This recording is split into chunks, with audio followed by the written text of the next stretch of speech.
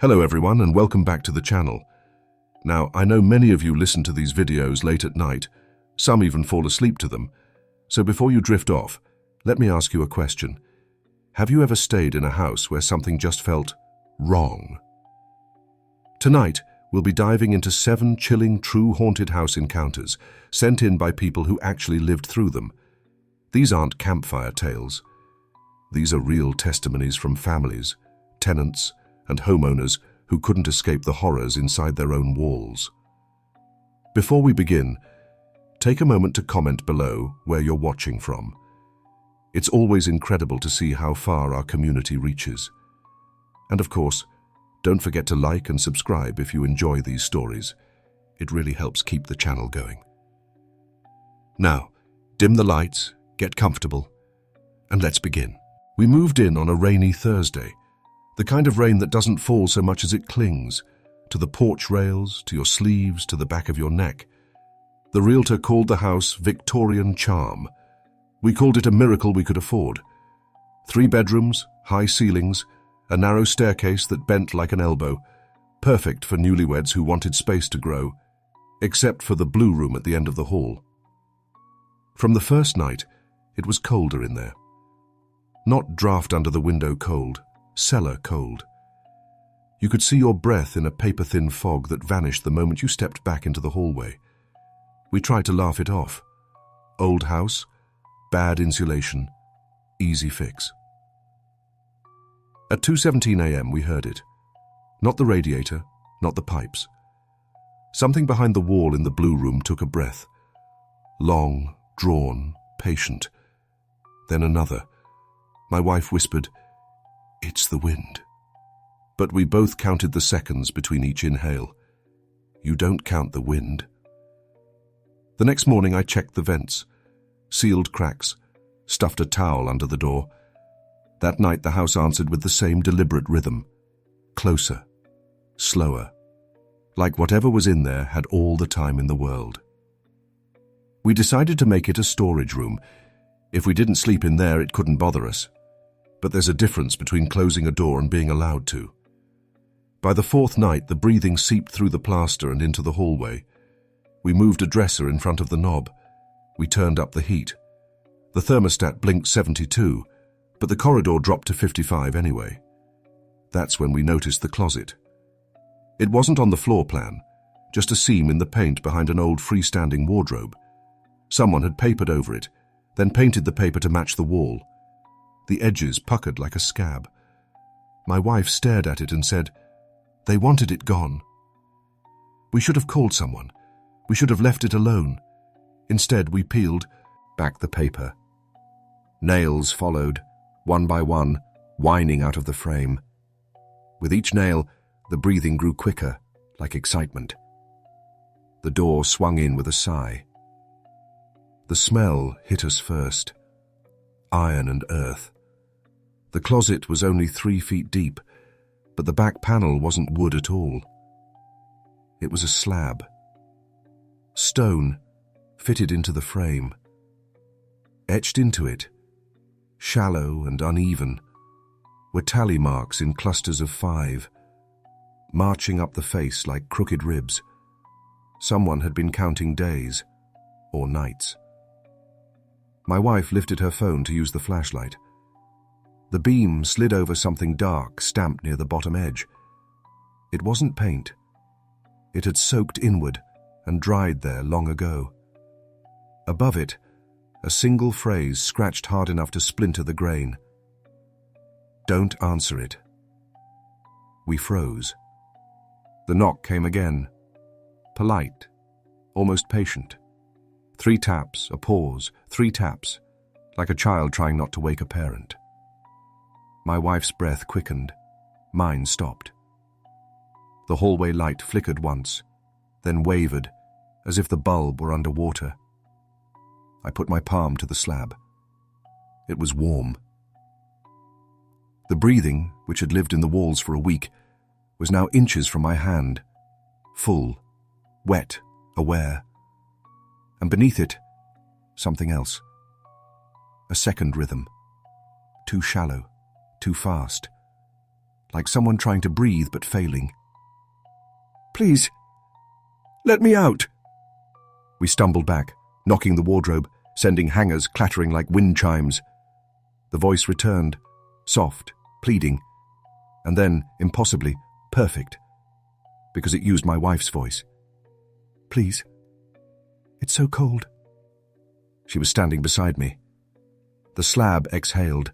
The dresser slid 2 inches on its own, and from the seam around the stone, a thin white frost crawled outward, blooming across the floor toward our bare feet. That's when we realized. The closet hadn't been sealed to keep something in. It had been sealed to keep something out. Life in the Pennsylvania countryside is quiet. Too quiet sometimes. For the Walker family, that quiet was broken by a ritual they never invited into their home. It began with footsteps. Heavy, deliberate, pacing back and forth along the upstairs hallway, always at the same time. 2:13 a.m. The father, Daniel, was the first to hear them. He woke thinking one of the kids was up, maybe sneaking to the bathroom. But when he opened the bedroom door, the hallway was empty. The sound stopped the instant he looked out. The next night, the same thing happened. Measured steps. Creak. Creak. Creak.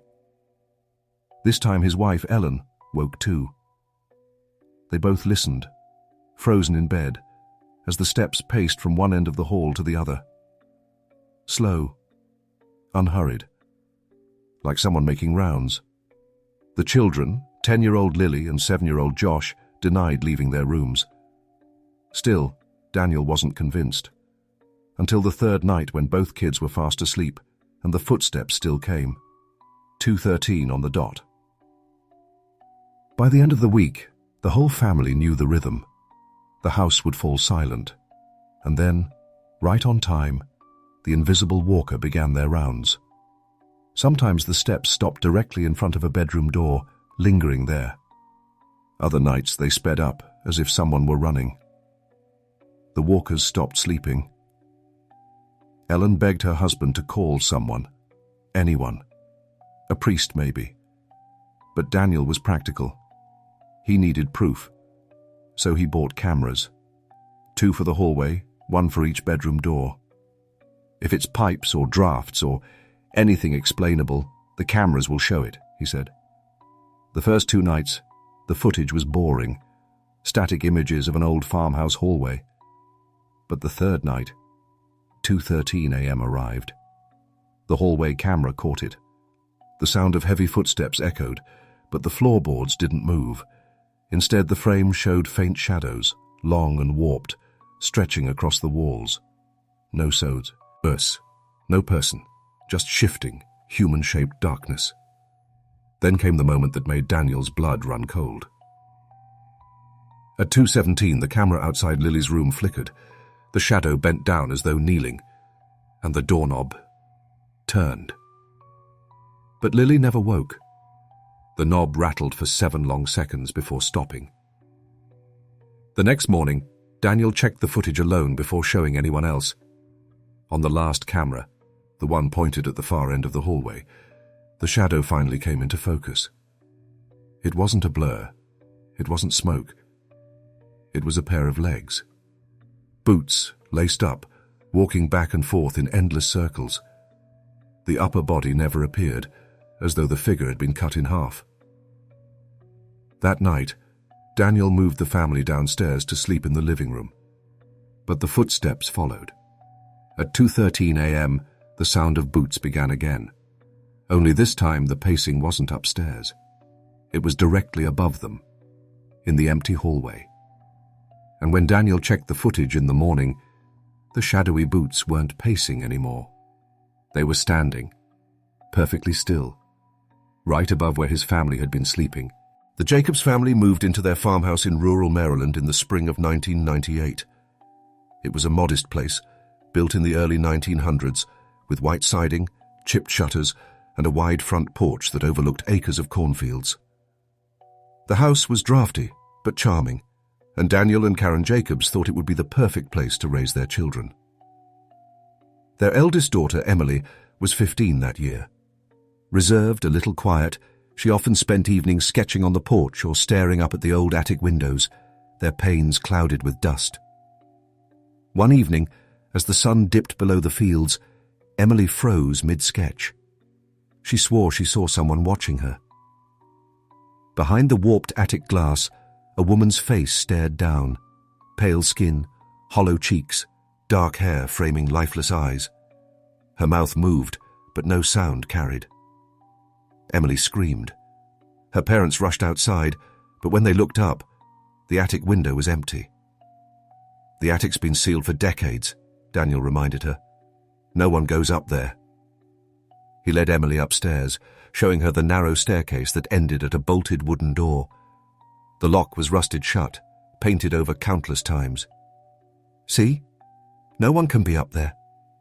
Emily nodded, embarrassed, but her eyes kept drifting back to that window.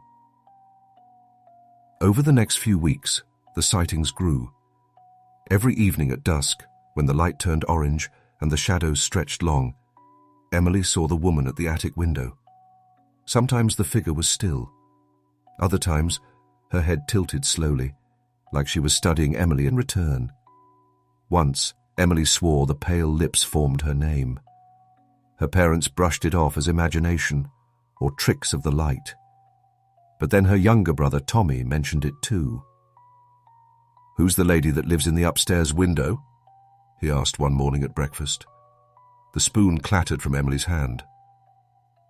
Karen forced a laugh. "There is no lady, sweetie." But Daniel's face went pale. That night, Daniel decided to put an end to it. He climbed the narrow stairs, hammer in hand, and pried at the bolted attic door.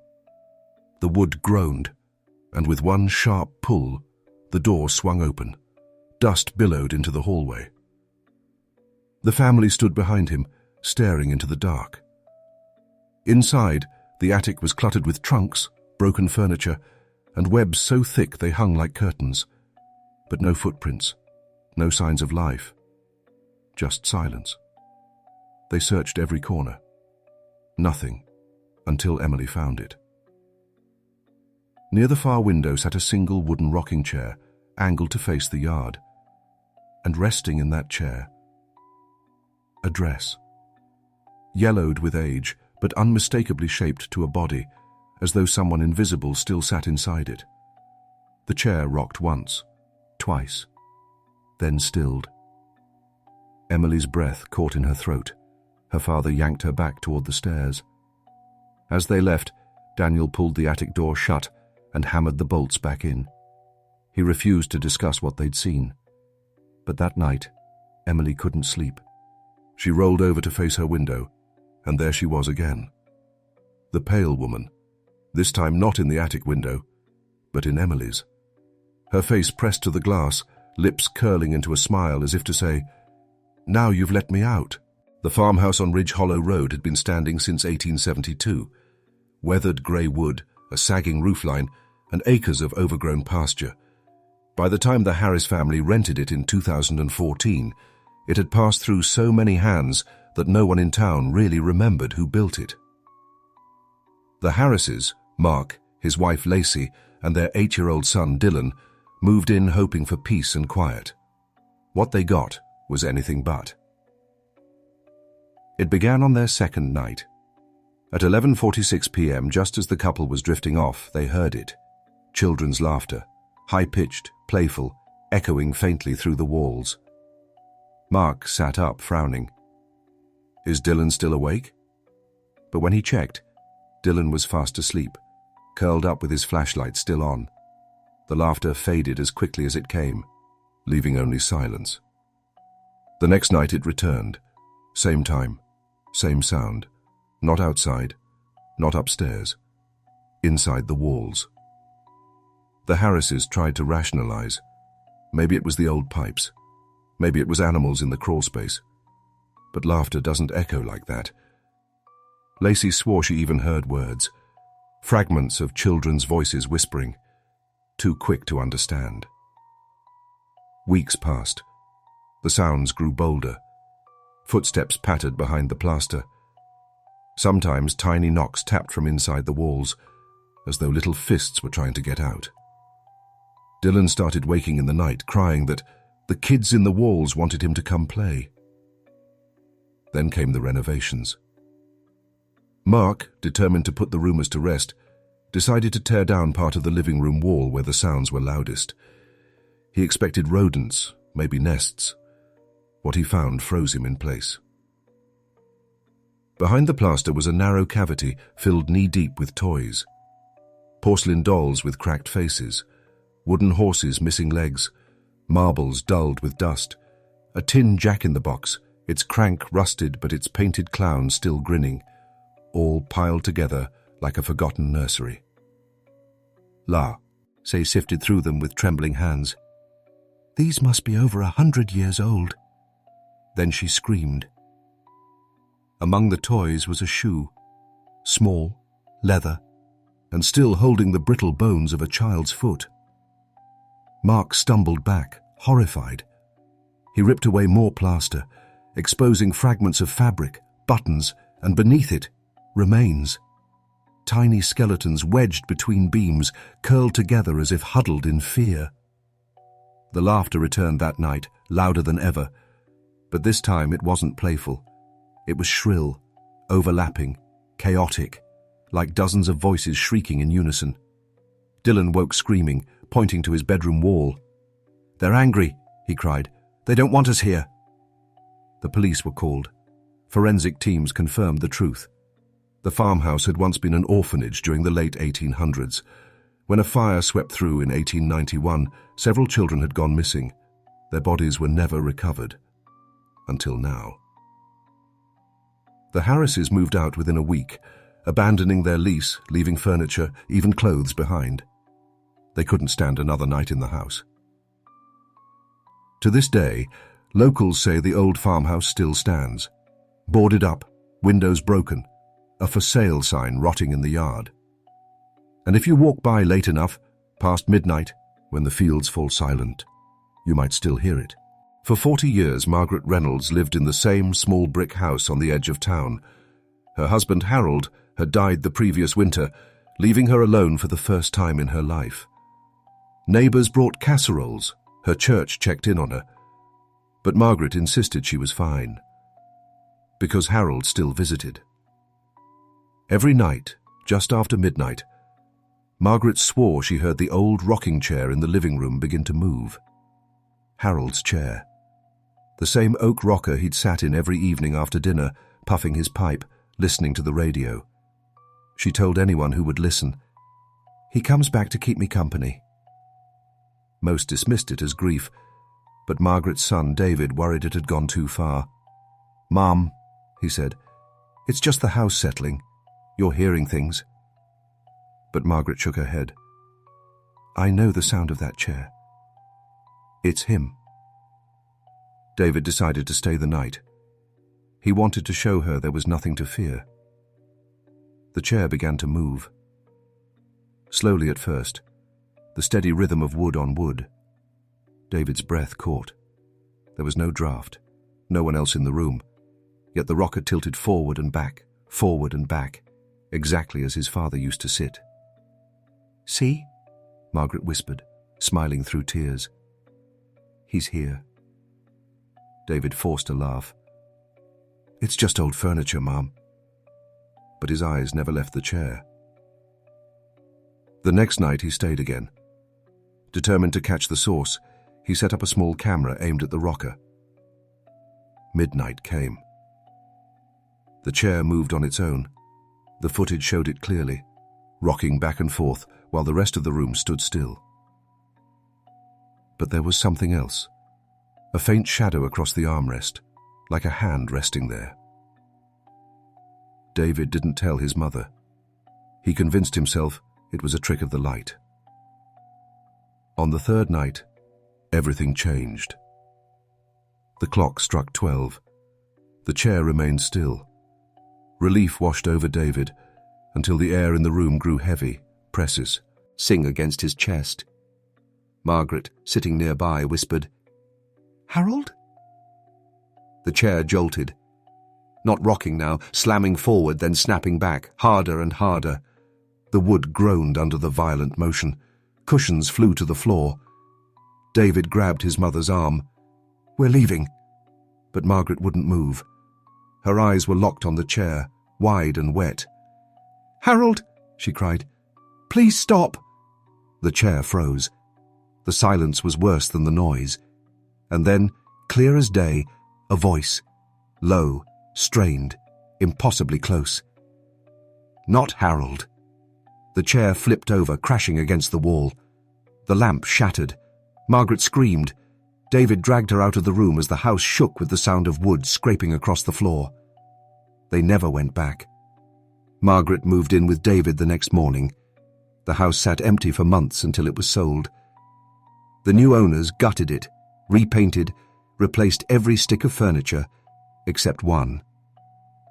In the attic, left behind, they found an old oak rocking chair.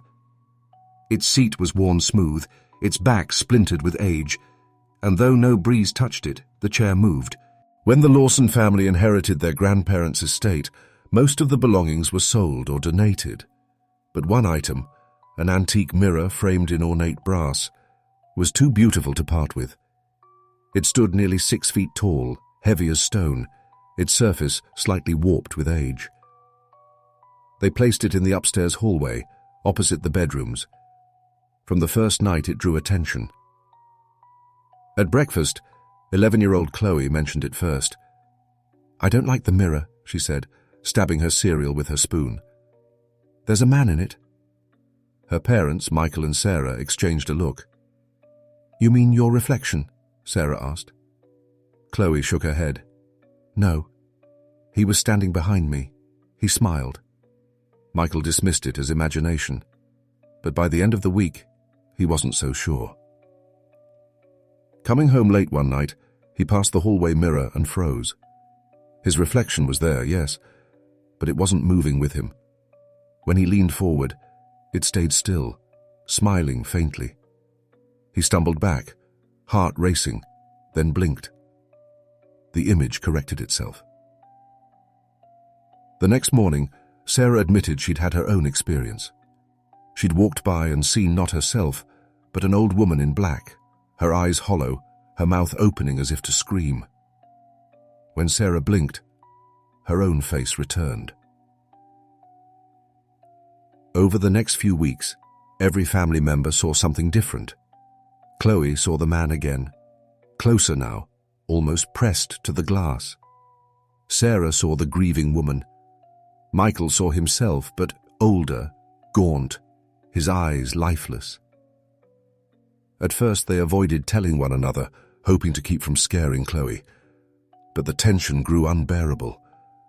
Every night, someone hurried past the hallway, refusing to look.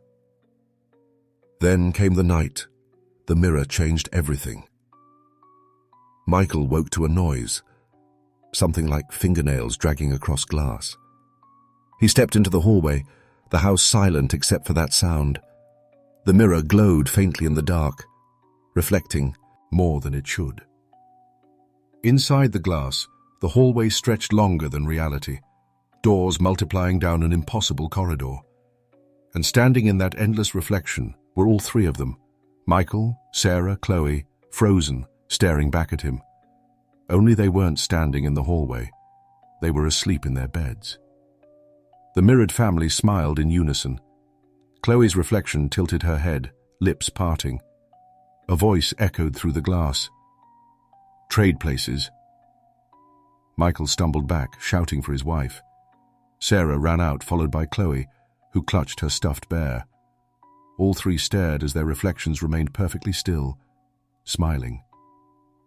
Then, slowly, the mirrored versions turned away, walking deeper into the impossible hallway until they vanished into the dark.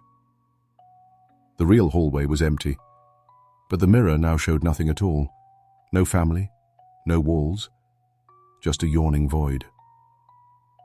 Michael threw a sheet over it that night, swearing they'd take it to the dump in the morning. But when they woke, the mirror was bare again, the sheet crumpled on the floor, and written across the glass, in long, foggy streaks, were words that hadn't been there before. We're already here. The Lawsons boarded up the hallway and moved the mirror to the basement, locking it behind a heavy door. But neighbors say when you pass their house at night, you can see the faintest glow from beneath the floorboards.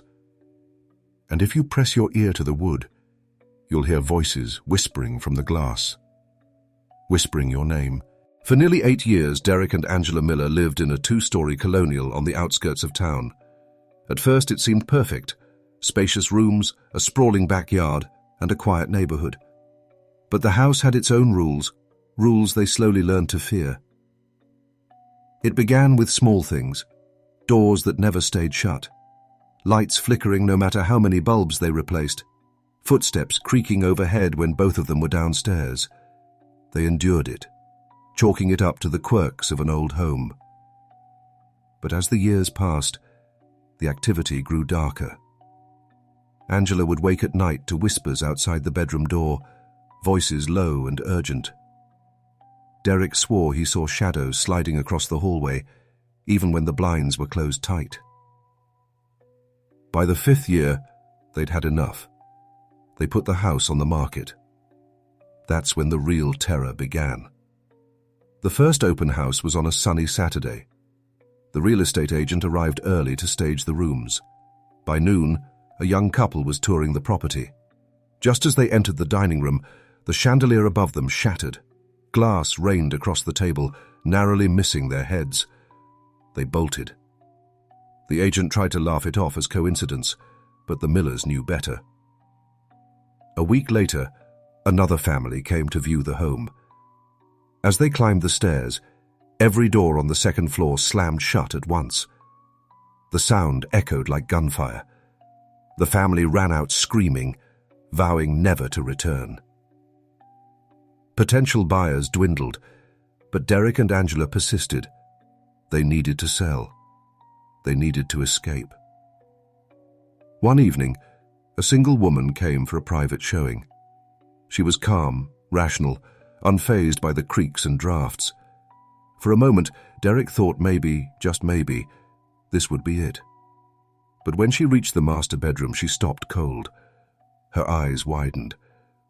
"Who's whispering?" she asked. Derek and Angela froze. There were no radios, no televisions, yet the air was thick with murmurs, overlapping voices that circled the room, too faint to understand, too close to ignore. The woman turned pale. "I heard them say my name." She left without another word. By now, the Millers were desperate. They lowered the price, begged the agent to keep trying. But the house fought them at every step. During one final showing, the agent herself was the target. As she guided a couple through the kitchen, the overhead light burst, plunging them into darkness. The refrigerator door flew open, every magnet and photograph clattering to the floor. The whispers rose into shrieks, echoing through the vents. The buyers fled, and the agent quit the listing on the spot. The Millers were trapped. Angela begged Derek to leave anyway, to abandon the mortgage, the belongings, everything. But Derek knew the truth. They could leave the house physically, yes, but it wouldn't let them go. Because that night, as they packed bags, the walls themselves groaned. Every window slammed shut. The front door locked on its own, and from every room, in every shadow, the voices rose in perfect unison. "You live here now. Forever." The lights exploded. The house shook. Angela screamed. Neighbors say the Millers never left that night. The for sale sign still sits in the yard, faded and broken. The house remains vacant, though no one dares step inside. Yet sometimes, if you walk by at dusk, you'll see 2 figures pressed against the upstairs window, waiting, watching. And if you listen closely... And that brings us to the end of tonight's Haunted House Encounters. Which of these 7 stories disturbed you the most? Was it the lady at the window, or the children in the walls? Let me know in the comments. I always enjoy reading through your thoughts. If you made it this far, Thank you for watching. And if you haven't already, please remember to subscribe for more true horror stories every week. Until next time, sleep well, if you can.